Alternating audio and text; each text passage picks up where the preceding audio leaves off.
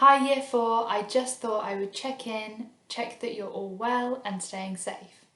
I'm going to be reading a chapter a day from our book called Fantastic Mr. Fox by Roald Dahl. I hope you enjoy.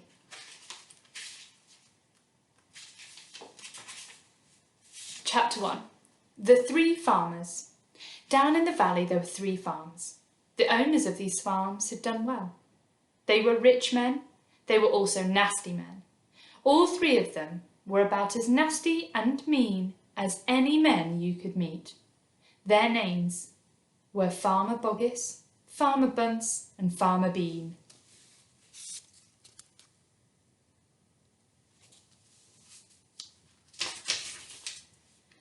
Boggis was a chicken farmer. He kept thousands of chickens. He was enormously fat.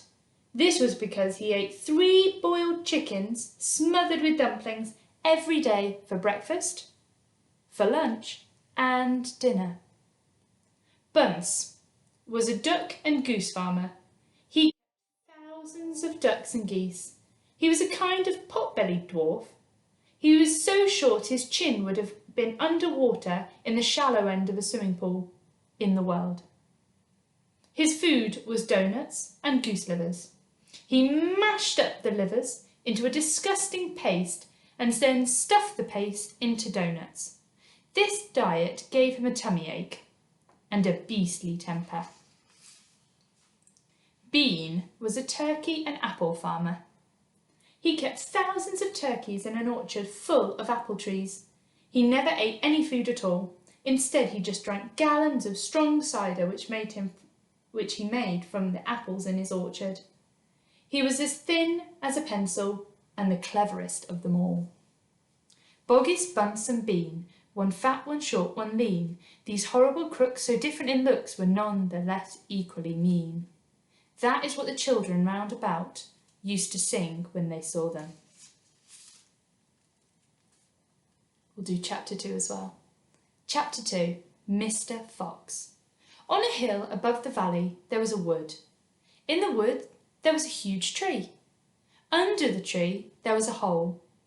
In the hole lived Mr. Fox and Mrs. Fox and their 4 small foxes. Every evening, as soon as it got dark, Mr. Fox would say to Mrs. Fox, "Well, my darling, what shall it be this time? A plump chicken from Boggis? A duck or a goose from Bunce? Or a nice turkey from Bean?"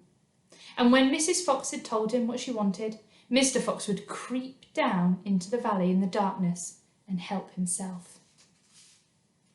Boggis and Bunce and Bean knew very well what was going on, and it made them wild with rage. They were not men who liked to give anything away. Less did they like anything to be stolen from them.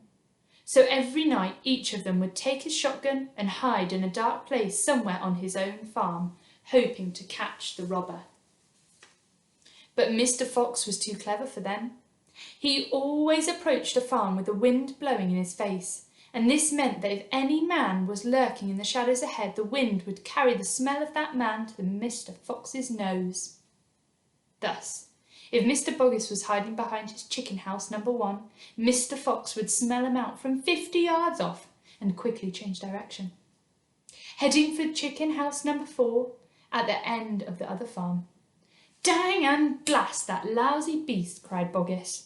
"I'd like to rip his guts out," said Bunce. "He must be killed," cried Bean. "But how?" said Boggis. "How on earth can we catch him?" Bean picked his nose delicately with a long fingernail. "I have a plan," he said. "You've never had a decent plan yet," said Bunce.